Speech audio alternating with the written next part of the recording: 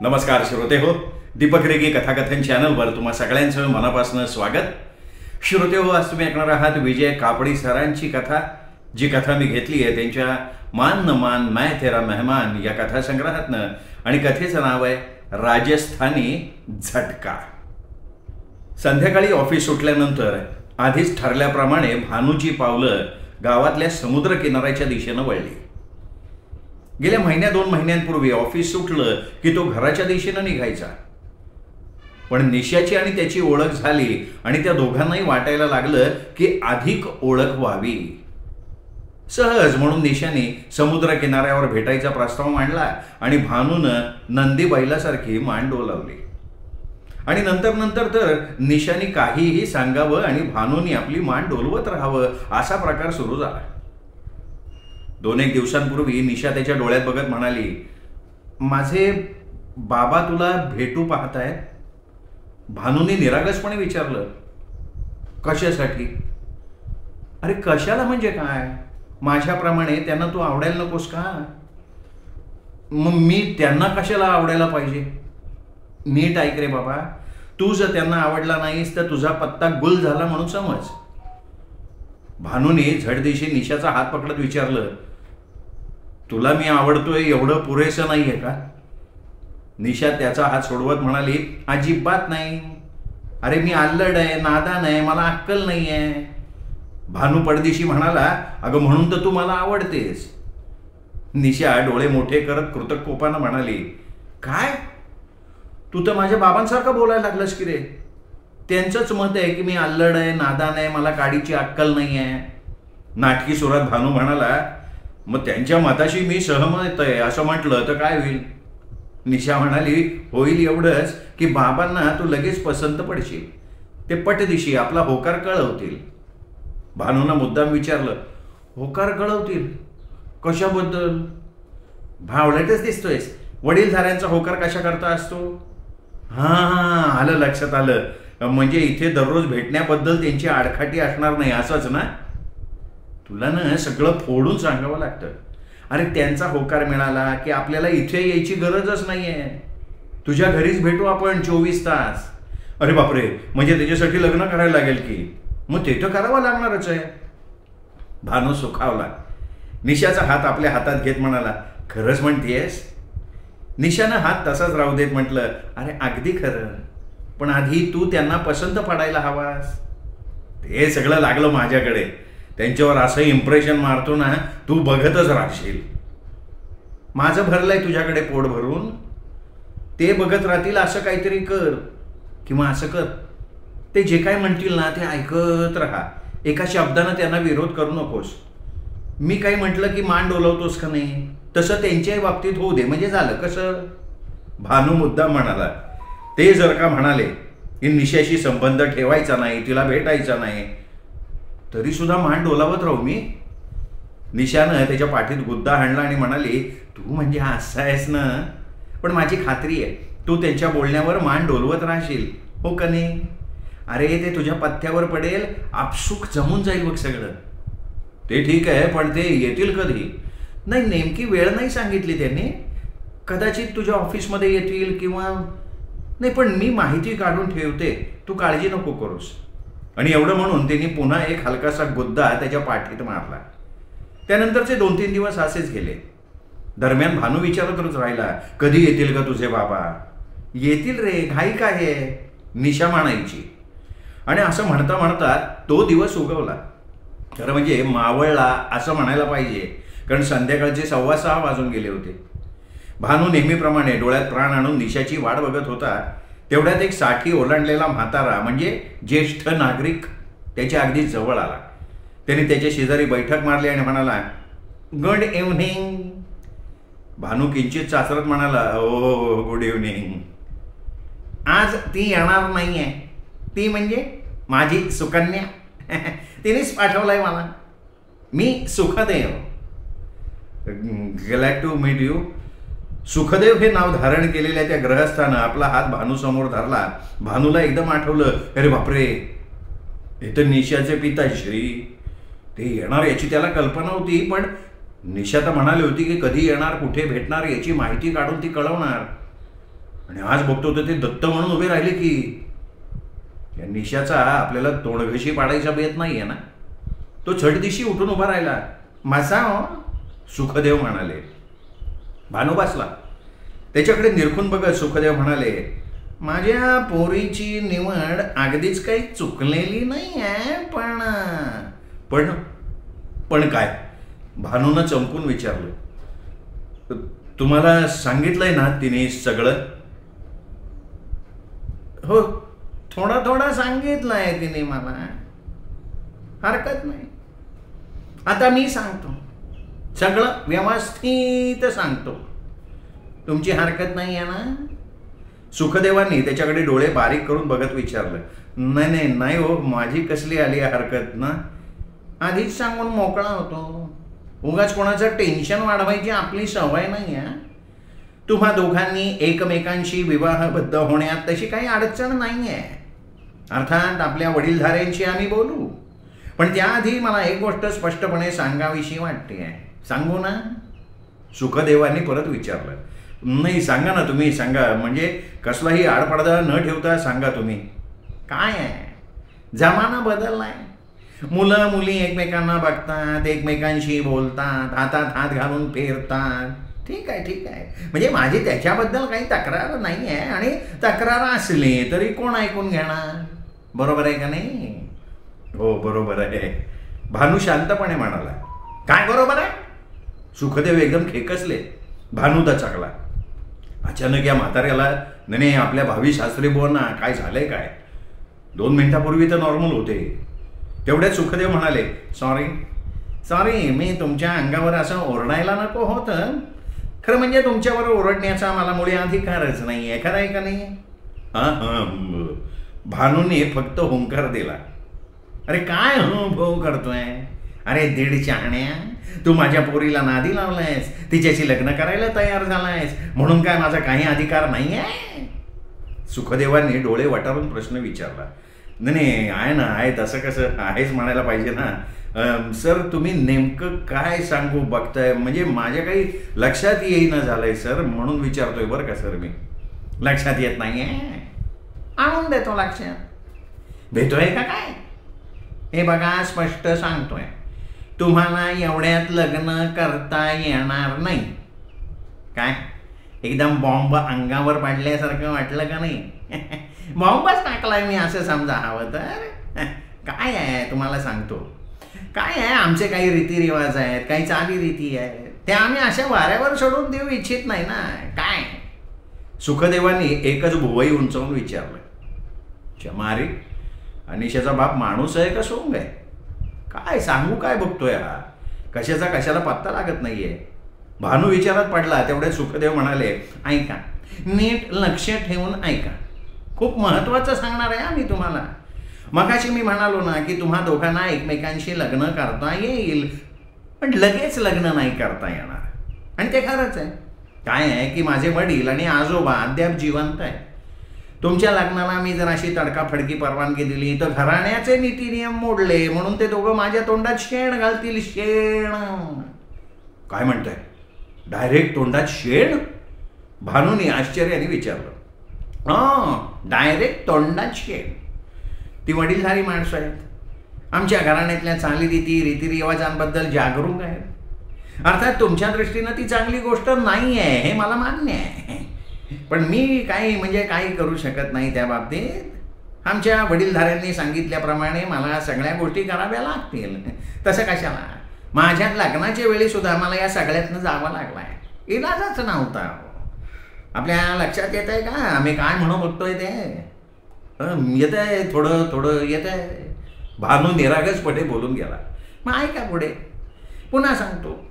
केवळ तुम्ही दोघं एकमेकांना आवडता म्हणून लग्न करायला निघाला असाल तर जरा सबुरीनं घ्यावं लागेल. आमच्याही पसंतीचा प्रश्न आहे. आमच्या मुलीला तुम्ही पसंत पडलात एवढ्यावर भागणार नाहीच आहे. पुन्हा सांगतो, आमच्याही पसंतीचा प्रश्न आहेच आहे. तुम्ही मला, माझ्या वडिलांना आणि आजोबांना सुद्धा पसंत पडायला हवे आहात. त्याकरता तुम्हाला आधी आमच्या घरी येऊन राहावं लागणार आहे. सुखदेव भानूकडे रोखून बघत म्हणाले, तुमच्या घरी येऊन राहायचं? काय मला काय घरजावई करायचा विचार आहे काय तुमचा? नाही घरजावई नाही हो, घरजावई नाही. अजून लग्न व्हायचंय का नाही? लग्न न होता जावई कसे व्हाल तुम्ही, नाही का? नीट लक्षपूर्वक का काय म्हणतात ना तसं ऐका, म्हणजे कान देऊन ऐका, म्हणजे तुमचा गोंधळ नाही उडणार पुन्हा. तुम्हाला 1 वर्षाकरता आमच्या घरी येऊन राहावं लागेल. या अवधीत आम्ही तुम्हाला जी जी कामं सांगू, म्हणजे घरातली लहान मोठी कामं, ती कामं तुम्हाला विना तक्रार करावी लागतील. ऐकताय ना? सुखदेव थोड्या वेळाकरता थांबले. काम? मी माझ्या स्वतःच्या घरात काम नाही करत, मग तुमच्या घरी येऊन तुमच्या घरातली कामं करायचा प्रश्न येतोच कुठे? असं विचारण्याचं भानूच्या अगदी तोंडावर आलं होतं, पण प्रत्यक्षात एक अक्षरही तोंडातनं न काढता तो नुसता येडबंबू सारखा चेहरा करून सुखदेवांकडे बघत राहिला. सुखदेव लगेच पुढचं सांगायला लागले. घरातली साधी साधी कामं म्हणजे पाणी भरणं, गाई म्हशी राखणं. पाणी भरणं, गाई म्हशी राखणं? अरे म्हणजे मी काय तुम्हाला कोणी पाणक्या किंवा गुर्राकी वाटलो काय? असं सुखदेवांना खडसावून विचारण्याची उर्मी भामूनं मोठ्या प्रयत्नाने दाबून धरली. तो डोळे विस्फारूनच बघायला लागला सुखदेवांच्याकडे. सुखदेव पुढे बोलतच होते. आणि तुम्ही आमच्या घरात राहिलात म्हणून तुमच्या भावी पत्नीशी तुम्ही बोलू चालू शकाल असा जर तुमच्या मनात विचार आला असेल तर तो तात्काळ काढून टाकायचा आहे. तिचं नख सुद्धा तुम्हाला वर्षभरात दिसणार नाही. चोख व्यवस्था आम्ही करणार तशी. आता पुढचं ऐका. आहेच का आणखीन पुढे?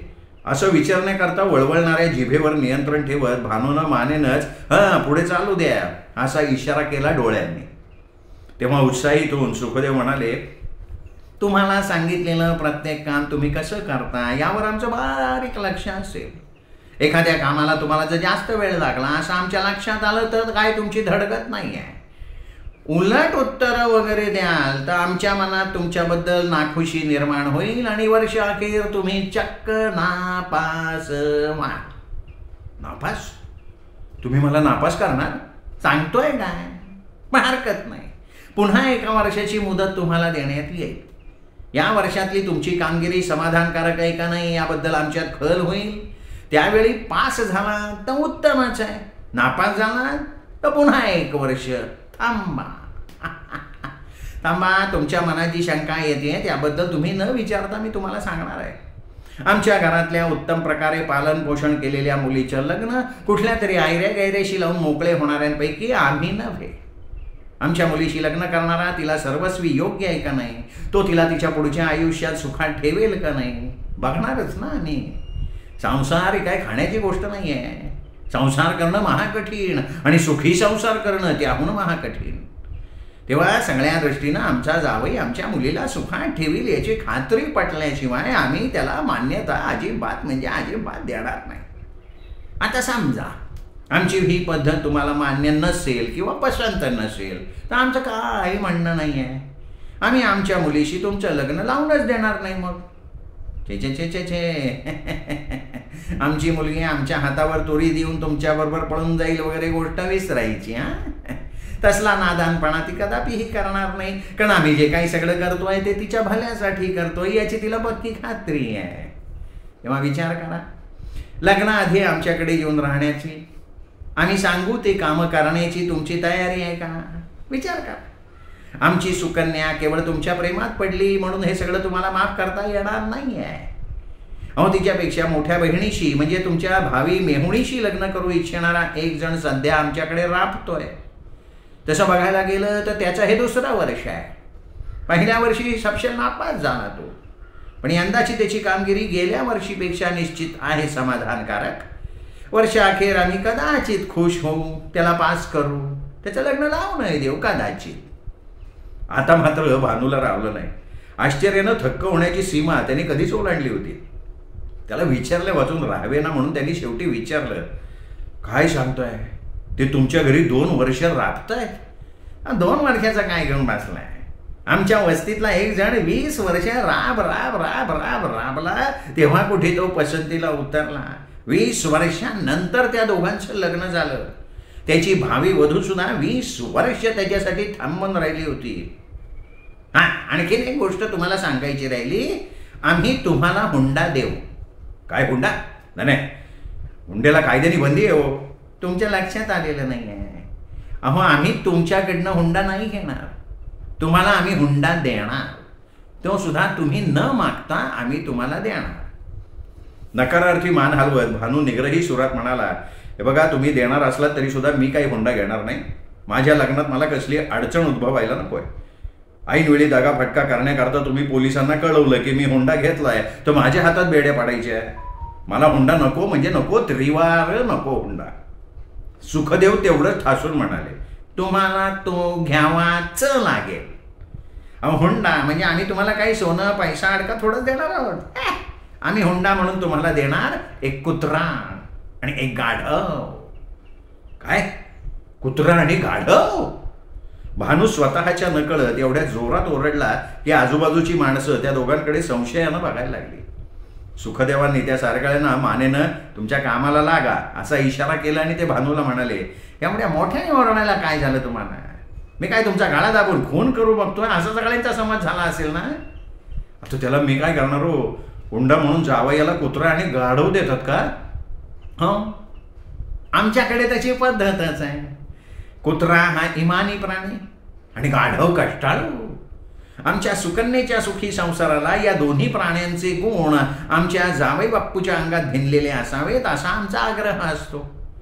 सदा सर्व काळ डोळ्यांसमोर कुत्रा आणि गाढव हे प्राणी दिसतील अशी व्यवस्था केली की आपसूक त्यांचे गुण पाहणाऱ्याच्या म्हणजे तुमच्या अंगात उतरायला मदत होईल. तेव्हा आमचा हा अजब हुंड्याचा प्रकार तुम्हाला स्वीकारावाच लागेल. बाय द वे, तुम्ही या प्राण्यांना घाबरत नाही ना? नाही, मी तसा घाबरत नाही, पण good good, very good, very very good. त्यांना घाबरून कसं चालेल? मला सांगा, या दोन्ही प्राण्यांपासून शिकण्यासारखं घेण्यासारखं आहे का नाही? आहे का नाही? सर, तुम्ही सांगितलेलं सगळं मी निमूटपणे एवढा वेळ ऐकून घेतलं. आता मी एक प्रश्न विचारू का? भानू सगळं अवसान एकवटून विचारायला लागला. विचारा विचारा. तुम्ही हे सगळं मला घाबरवून सोडण्याकरता सांगताय ना, नाही का? हे सगळं ऐकून मी लग्नाचा विचारच मनात आणू नये, तिला लवकरात लवकर विसरून जावं म्हणून सांगताय ना हे? मी हे सगळं रचून सांगतोय असं जर तुम्हाला वाटत असेल तर तो तुमचा गैरसमज आहे. आमच्या राजस्थानात अशीच पद्धत आहे. नाही, अशी पद्धत असेल पण ती पुन्हा एके काळी, त्याच्याबद्दल मी नाही म्हणत आहे. पण आजच्या युगात हे कसं शक्य आहे ना? म्हणजे मी माझी नोकरी सोडून तुमच्या घरी राबायला कसं काय येऊ शकेन? सक्ती नाही आहे, कसलीही सक्ती नाही आहे. आमच्या सुकन्येशी विवाह करा असा प्रस्ताव काय मी घेऊन आलेलो नाही आहे. उलट तुम्हाला तिच्याशी लग्न करायचं आहे. अर्थात तुमचा विचार स्तुत्यच म्हणायला हवा, पण त्याआधी आमच्या ह्या अटी मान्य करायला हव्यातच, नाही तर तुमचा तिच्याशी विवाह होणं अशक्य. भानू विचारात पडला, ही कसली आली आता जागा वेगळी वाट? आणि निशा काय राजस्थानी आहे? कधी बोलली कशी नाही ती? कदाचित असं असेल, ती मूळची राजस्थानची असावी.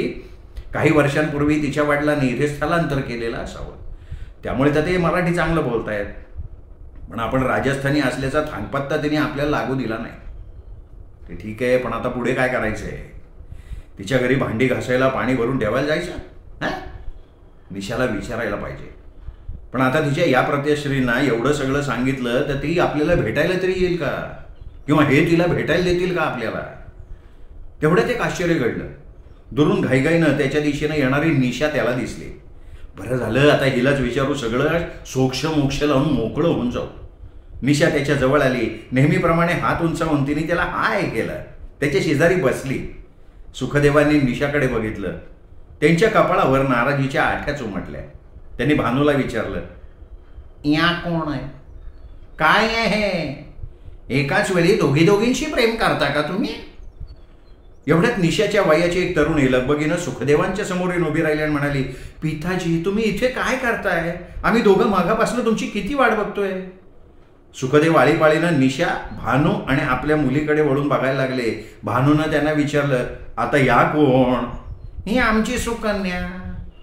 मगापासून तुम्हीच तिचे भावी पती असं समजून तुमच्याशी बोलत राहिलो मी. मला माफ करा, खरंच सांगतो, माफ करा मला. आणि सुखदेव आपल्या सुकन्येबरोबर चालायला लागले.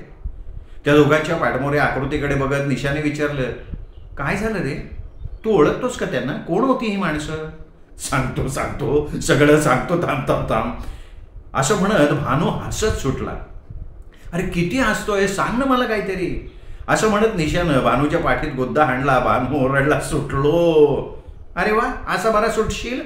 असं म्हणत निशानं त्याच्या पाठीवर आणखीन एक गुद्दा हाणला. भानू ओय ओय ओय करत एवढ्या मोठ्यांदा ओरडला की आजूबाजूचे सगळे त्या दोघांच्याकडे बघत राहिले. श्रोते हो, तुम्ही ऐकत होता विजय कापडे लिखित राजस्थानी झटका ही कथा. कथा नक्की आवडली असेल, हा व्हिडिओ लाईक करा. आपल्या कथाप्रेमी मित्रमंडळीत, नातेवाईकात ही कथा शेअर करा आणि त्यांनाही माझ्या वतीनं दीपक रेगे चॅनल सबस्क्राईब करण्याची विनंती करा. पुन्हा भेटूया श्रोते हो अशाच उत्तम कथेसह. तोपर्यंत नमस्कार.